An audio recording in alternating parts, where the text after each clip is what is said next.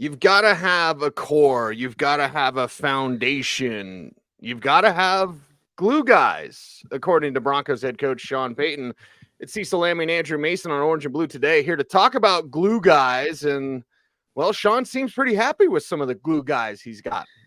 I'd say he is, and he's got more glue guys than he did at this point last year. And you figure this is part of the building process, is identifying which players are your glue guys, as it were. Although it's weird to be talking about glue and a team named after horses, but here we are. One of the glue guys they talked about at length, for example, as far as just adding him as he continues here, was Malcolm Roach, who they brought in back in March as a free agent, mainly to help shore up the run defense. So this is part of the process. And if you are going to build a team to challenge the Chiefs eventually without maybe ever being their equal at the quarterback position, you've got to make up for it in other ways, which is by having those glue guys that kind of keep the locker room together. Right. And let's further define glue guys before we get into the specifics, because some may assume that glue guys means former Saints. That's not true. No. It could be Broncos that he inherited that became glue guys. But a glue guy to me, Mace, is someone that you don't really have to hover over. You know they're going to work the right way. You know they're going to lead the right way. You know they're going to absorb things the way that you want them to be absorbed. And that's what a glue guy means. A guy that you can point to and say, that's the way you need to get it done. Right. And not only you don't have to hover over them, but they're players that in the locker room, they bring people together rather than pulling the team apart. That's something that I think is a key component. We are not necessarily talking about the best and most talented players, although some of them can be glue guys, but you're talking about players that are key contributors that do more to build the bonds of association within a team that will allow you to sustain through tough times and allow you to maybe pull out some games that your talent says you don't have the ability to pull out in the end. That's that to me, that's a component of a glue guy. Like you look in the huddle and it's a tight game, and who's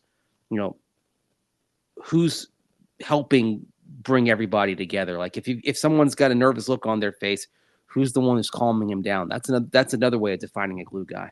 Right. And just being steady and having that steady presence and that work ethic. And if you're in the huddle and if you're young and you're nervous or old and nervous, and you just see that guy that's steady, you're like, well, why am I? He's calm. John Candy, right? It's the John Candy story. Yeah. Which shows you can be an uber talented player like Joe Montana. You can be a glue guy, basically. We're not just talking about role players here. Sometimes your stars are glue guys. I mean, Peyton Manning would be counted as a glue guy when he played for the Broncos.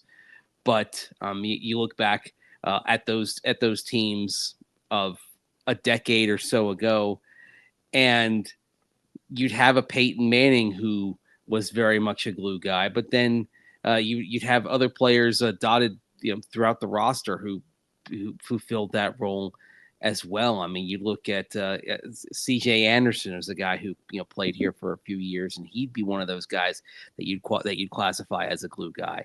And you can go down the list. You don't win championships without them, even though they're not always the players who are your marquee ones. Right. Now, we're not going to say that he's Peyton Manning or Joe Montana, but can Bo Nix be a glue guy? Because for me, the answer is eventually yes. How long, Mace? Well, maybe not that long. I think Jaleel McLaughlin is a glue guy, and this is his second year for UDFA. Yes. So will Nix be a glue guy? I think both of us probably answer yes. The answer just becomes when.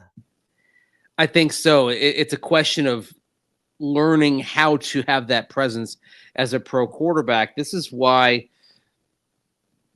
if I were Bo Nix, I would be sticking right to Jarrett Stidham, because Jarrett Stidham has some glue guy qualities in terms of how he helps bring a team together, to the point where Cecil if Stidham survives the next couple of months, and I think probably it's looking better and better for him to at least be the number 2, if not the number 1 for sure. this year, as long as Bo Nix is ready, based on what we've seen from Zach Wilson we talked about yesterday.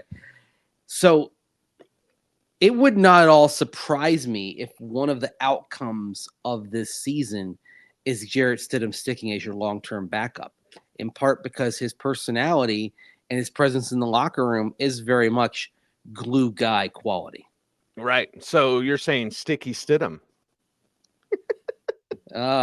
Sticky Stiddy.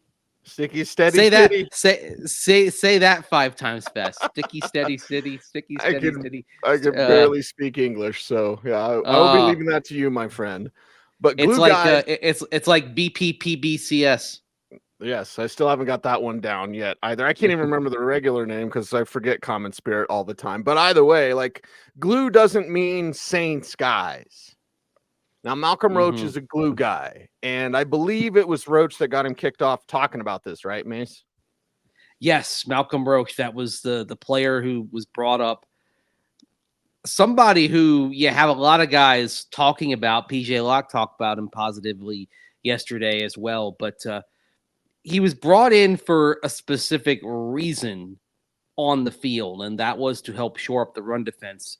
Per Pro Football Focus Analytics, he was one of the better run defenders on the interior last season, and that was an area that was a huge Broncos weak point. So he's brought in for that, but he brings a little something more, a little lanyap, as you might say. I think he loves playing. He really does. He's effective as a player, and it's kind of contagious. He's a really good teammate and someone that can play multiple positions, but there's certain guys that are glue guys in a locker room, and he's one of those guys that look, he had to steal first base. He was an undrafted free, he wasn't born on third base. He had to make it, and then he's a guy that appreciates every day, and his teammates quickly, I talked to a few of the other guys that have been here, and very quickly he's acclimated himself, and I'd say he endears himself to his teammates, and I think that's a good trait. Okay, something interesting there. Talked about having to steal first base, as it were, because he wasn't drafted. Right. Jaleel McLaughlin, you mentioned, wasn't drafted. Yep. A guy on defense the Broncos re-signed this offseason, PJ Locke, wasn't drafted. Right. Some of these guys that you're again, you could be a glue guy as a star player, but a bunch of these guys you're talking about are the ones who took the indirect path, not necessarily undrafted. I'd say Jonathan Cooper is a type of guy who's a glue guy as well. For sure. 7th round pick. Another example, not a low round pick, a very good player. Watching Quinn Miners play peacemaker during a practice tussle on Tuesday, seeing his presence in the locker room, he's a very calming type of personality. If guys are nervous, he's one of the ones who's going to kind of, help bring them back down. You'd qualify him as a glue guy as well, I'd say. Mike McGlinchey leader. Adam Troutman, look at how he brings along Lucas Kroll and how he leads in the locker room. I mean, right. When we're talking about glue guys, these are the types of players we're talking about. Yep.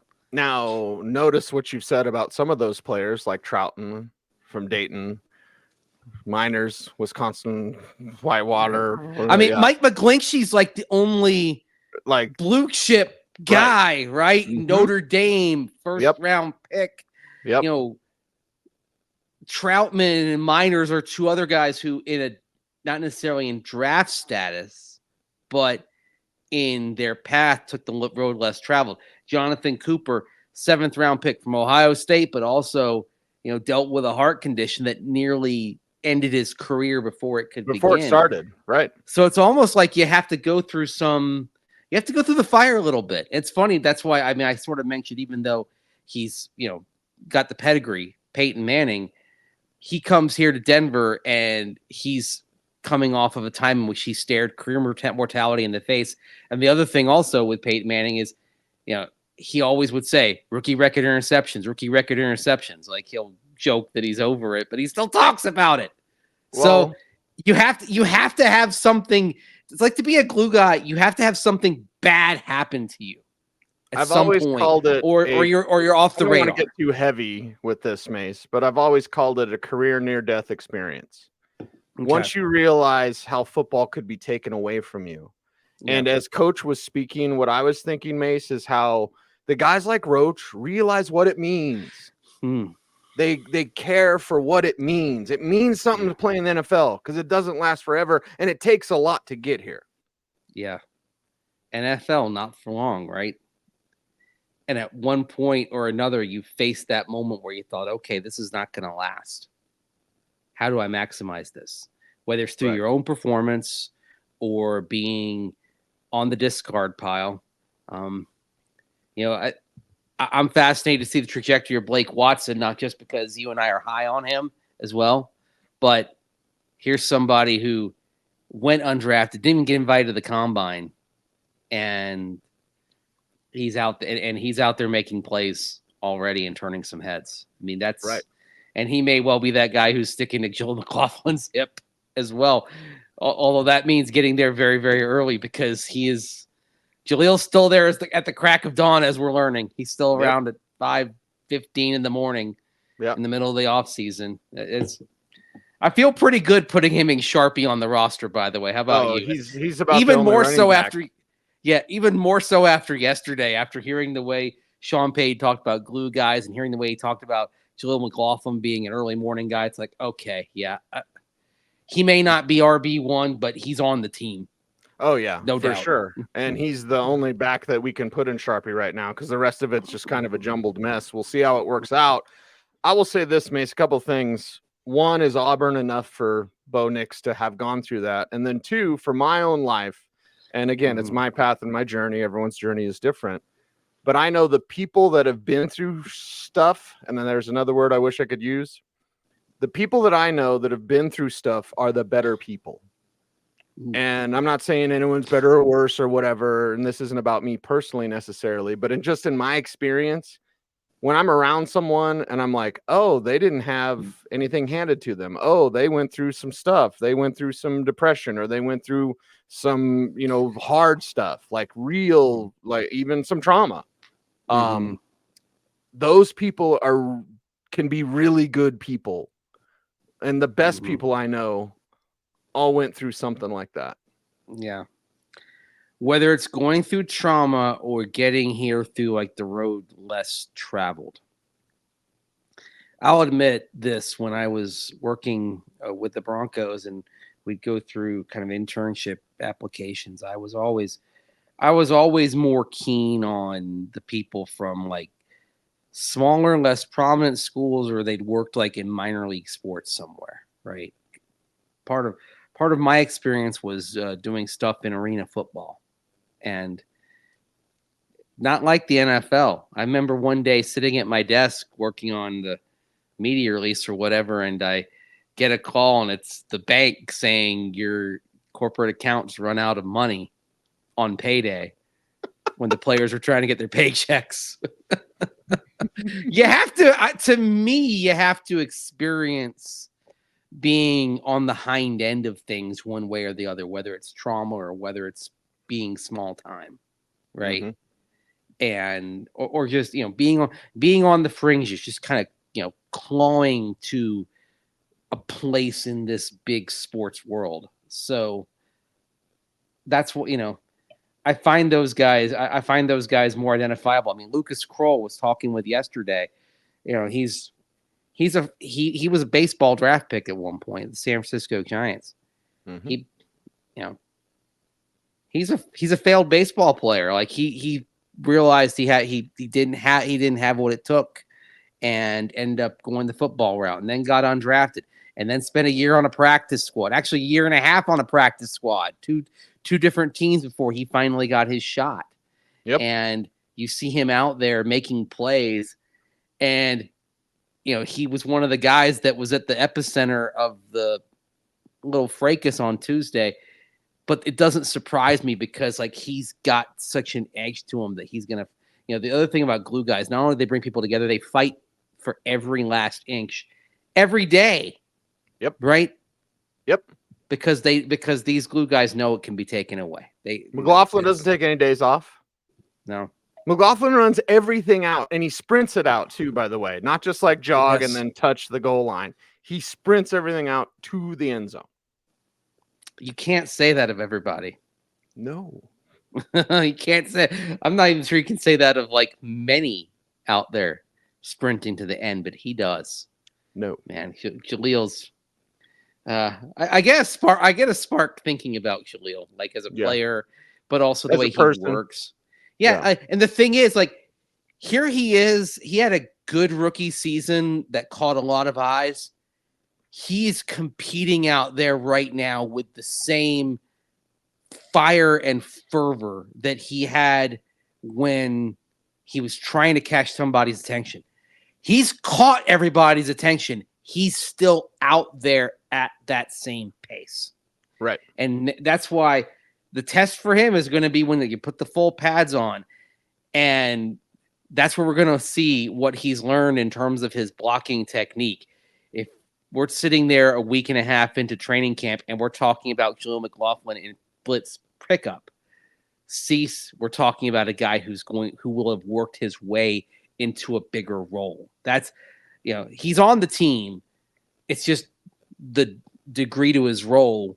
We're going to find that out. And I expect we're going to find out that he's going to end up playing more than we expect, just because I don't think he's going to allow himself to fail. I mean, he may not be a great devastating blocker, but I think he's going to be at least an effective obstruction. He's going to close the gap. He's going to work on his punch. All the stuff that he told us and Joe Lombardi told us that he's going to work on, he will do that. Now to my second question, I should have never asked two questions. Is Auburn enough for Nix to have gone through that crucible? It was ugly. And remember, it's a legacy. Nix is a legacy name in Auburn. And he follows that up, and he does not look good. And for me personally, as a writer, Mace, I love that story. Like, you follow your father. You're supposed to be great like your father, and you were awful, and you have to go somewhere else. You have to make your own name. And to go through that, is that enough for Nix? Well, we know all the guy wants to do is work. So perhaps Mason, he'll have pro struggles. He needs to have pro struggles. But that Auburn story, he was terrible at Auburn. Good. I'm glad, because you know what? It means he's going to work his ass off. Yeah, I mean, to look back at Bo Nix when he was at Auburn, I'm not a QB wins guy, but this is part of why.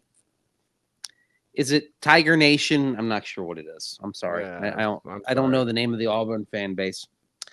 They were 12-12 in the 2020 and 2021 seasons, Auburn, with Bo Nix as the quarterback. And people were turning on him. Think about that. Like, it's ugly. And when you've grown up, your father was quarterback for Auburn back in the 1990s. You're a legacy, and you've known this your entire life. Like, it was basically predestined that he was going to be an Auburn Tigers quarterback when he started progressing in the high school ranks and proving himself to be a top flight recruit. And you have to leave all that behind.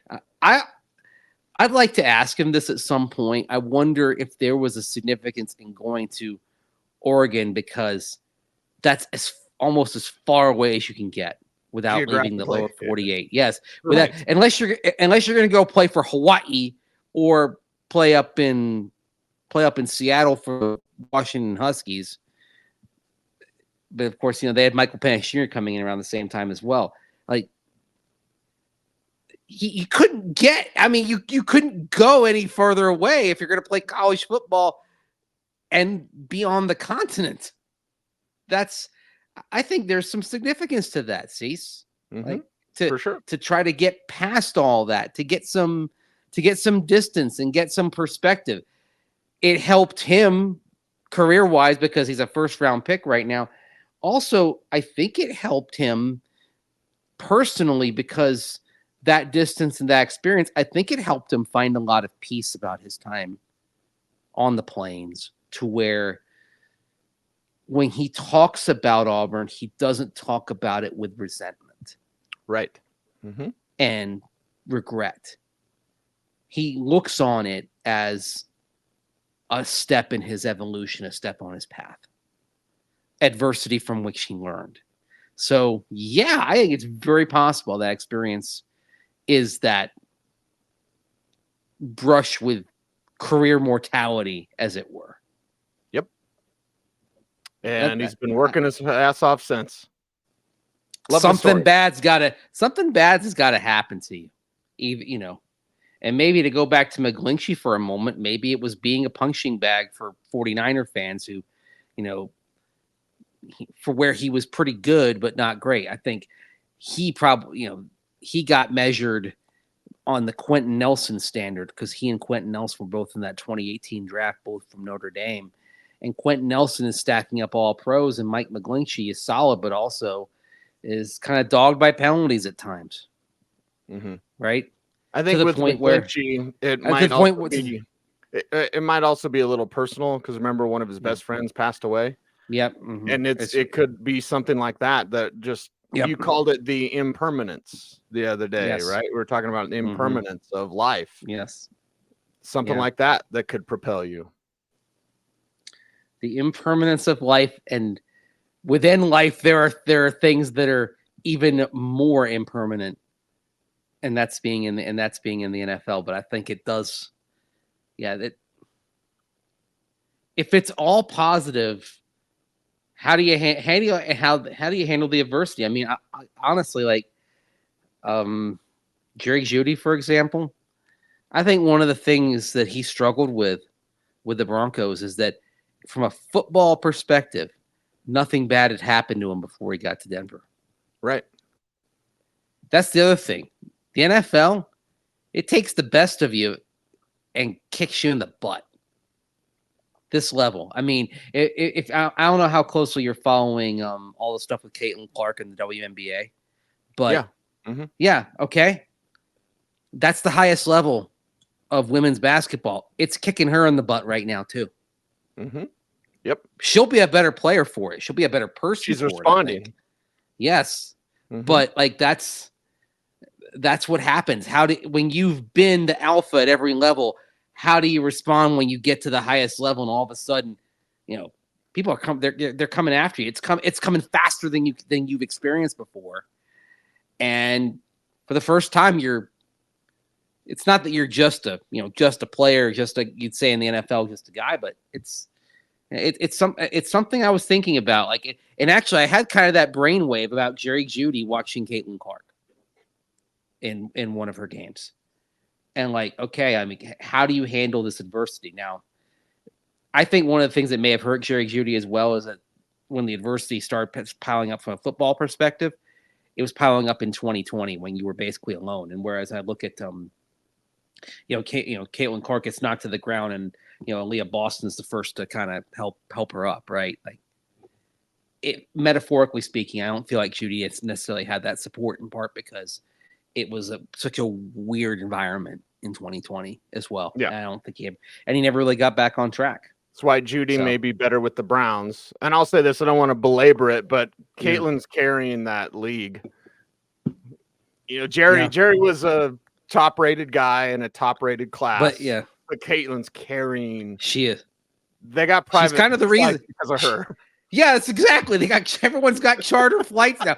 Now, should they have had charter flights before? Yes. I mean, most of those teams are connected to NBA teams, not all of them, but a good chunk of them. But right. But yeah, it's just interesting to kind of think about what happens the first time you get, the Mike Tyson thing. What happens the first time you get punched in the mouth?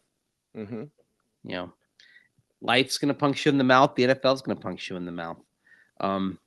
The thing about it is, when you are Jaleel McLaughlin, if you're a PJ Locke, for example, you get there as an undrafted rookie, and then you work your way the hard way up through special teams, being on the fringe of the roster, etc. it's punching you in the mouth from the beginning. But now we're sitting here with PJ Locke, and he is a leader. Like, he is a glue guy, and he is a leader. Like, in the safety core, he is the statesman now, the elder statesman. And it came up yesterday that one of the things that defensive backs do, they often go out to dinner together. It's something that it's a really cool aspect of that room that seems to that really kind of connects back to the no-fly zone days. It's still a group that has a pretty strong sense of association about it. And Justin Simmons, to his credit, helped carry forward a lot of, traditions of watching film together, going out to dinner on a regular basis as a group. Well, now Justin's not there. Now Kareem Jackson's not there. PJ Locke, with his new contract, didn't become a regular starter until last year. Now he's the one organizing things, and he's the one that he knows he's got to be the glue and the leader in that room. Yeah, I pretty much have to take over the role, and I have Pat. Pat kind of helps organize everything. He big money and everything. But yeah, man, that was just a tough situation because I didn't go into this year. Like, right after the season ended, we had our exit meetings, and it was like, hey, what things I need to work on and stuff like that. And I expected to play with Justin at least one more year. And then when I heard the news, like, I had a shift in mindset. It was just like, golly, man, I thought I was going to have one more year to kind of watch how he do things. And so right now I'm working through stuff. And, and it's not really hard. It's just trying to find my way to do it because I'm not Justin. I'm not Kareem. And I'm more like a lead by example type of guy. And, just everything they brought to the table was kind of using some of those things and, kind of creating my own way, just kind of like how I do when I'm studying a certain type of DB, a certain type of safety. So knowing who you are. Mm-hmm. You have to be true to yourself. You can't lead in Justin Simmons. Yeah, you can't do that. Mm-hmm. You got to lead in your own way. And you got to, and that takes a lot of self-confidence, right? To be able to be yourself when you've had that, especially when you've had that example in the locker room the last few years. It's like, you have to avoid the temptation to just mimic that. But part of it is, I think, PJ's strength as a personality is that he understands that. I think he's also getting some really good guidance as well. For sure. He talked, Sean Payton talked about the two of them having a conversation when they were flying out to the funeral of Justin Simmons' father, and really kind of, understanding each other, getting to know each other. And I think it certainly helps that you've got a coach who kind of understands who understands what it means to be a locker room leader and kind of can almost be a little bit of a mentor in terms of how to be that glue guy. And the other thing as well, I think, and he talked about it, and we'll get more into this in a future show. I think we got a guy like Jim Leonard in there as well. I think that's going to help too. Like, Jim and PJ have really connected. And it doesn't surprise me because they're both kind of shorter, they're shorter stature safeties who play bigger than their frame, right? So, and Jim Leonard, very in his playing days, very much a glue guy. 1,000%. Yes, like it wasn't just Peyton Manning walking in 2012. Like that first team, which I still think was the best Broncos team. Yep. With Peyton Manning, and I'd say thus the best Broncos team that I've covered. It was guys coming in to help kind of point the way, even guys who were maybe only there for a year or two. And I'm thinking of Jim Leonard. I'm thinking of Jacob Tamme, Joel Dreesen. Remember when they brought in Dan Copen? The Patriots had cut him and really stabilized that center position. It was a lot of guys that really kind of helped point the way. Well, Willis McGahee, talented player, he was a glue guy in that locker room too. Before he physically wore down. And certainly the year before, Willis McGahee. Well, I'll always recall Willis McGahee as one of the guys who kept that team together in 2011 before Tebow came in. Kept that team together when it was about to fall apart. And then was one of the players who was, making sure that there wasn't frustration about the way Tebow was playing quarterback, and was really bringing people together. Maybe that's the whole thing with glue. Glue adheres. Glue guys bring teammates together, bring a locker room together. And that's how you get a collective group of people to be more than the sum of their parts. And if this Broncos team is going to succeed, it's going to have to be that way, because right now the talent isn't there. How do you get the most of that? How do you exceed the sum of the parts? You got to be together. 5 fingers can do a lot more damage as one fist, right? Very true. Yes. Very true. More than less glue guys, something that Sean Payton talked about at his presser. Hopefully more than less. I think when we talk about a player, at some point we talk about what kind of teammate he is. Does he endear himself to others? And I think it's an important trait that you get to a point where pretty soon, when we're upstairs talking about a player, we ask ourselves, are the guys downstairs going to like the fact that we brought this player in? In other words, there's a responsibility that we have to then bring those type of players they're expecting. And that's when you're building, that culture you're talking about that everyone's looking for. Glue is culture. Yeah. And this is the only way you're going to accomplish it here. Is you're gonna have to have a better culture. You're gonna have to have a better fidelity of association than the other teams do. You have to make up for a deficit that you're probably always going to have at quarterback. Even if Bo Nix becomes a good quarterback, you and I talked about him as someone who's on that second tier. How do you have to bridge that gap to the contenders in other ways? It's interesting to me to look at Sean Payton and his success as a head coach. Certainly, it's about having, he had a great quarterback, no doubt, in Drew Brees.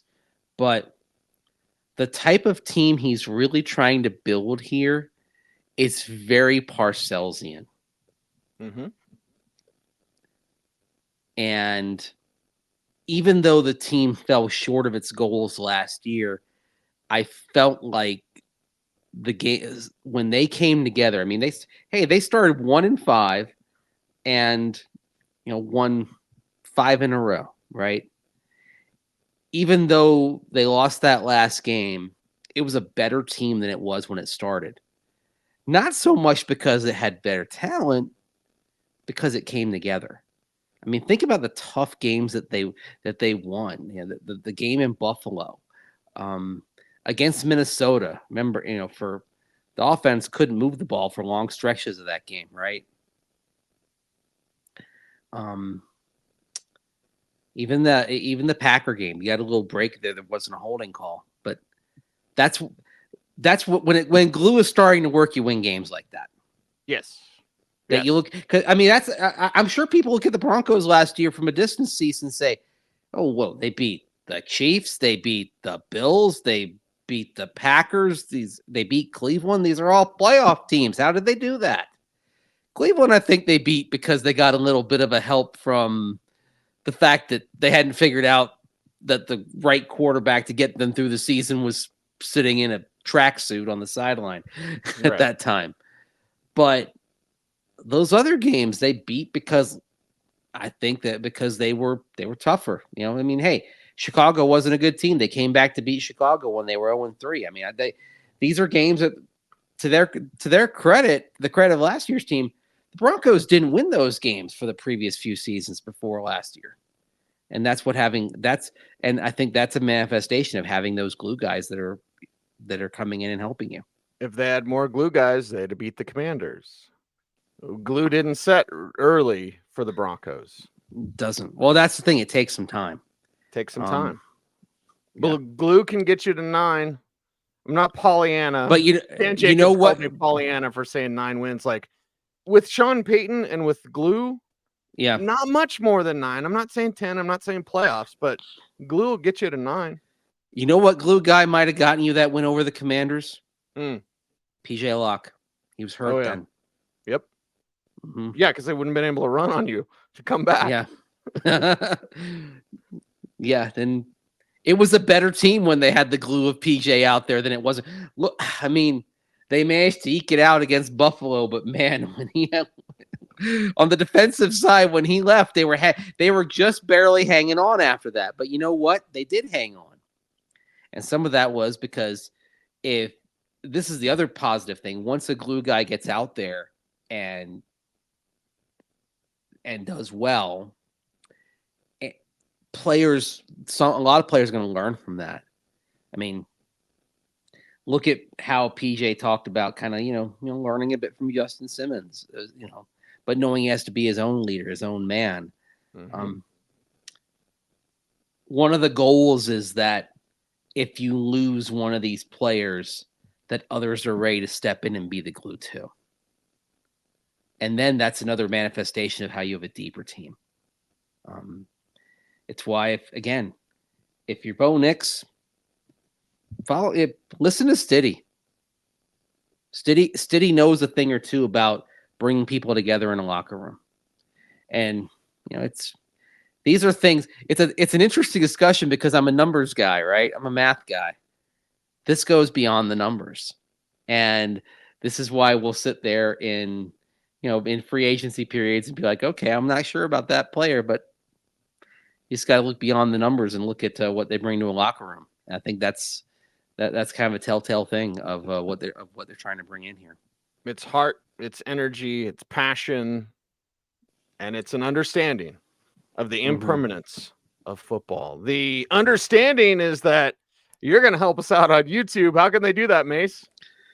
Like, comment, share, subscribe, hit that notification bell so that you never miss a vid. The impermanence of football, the impermanence of life, but at least we hope you're a permanent part of our audience, joining us for as many shows as possible.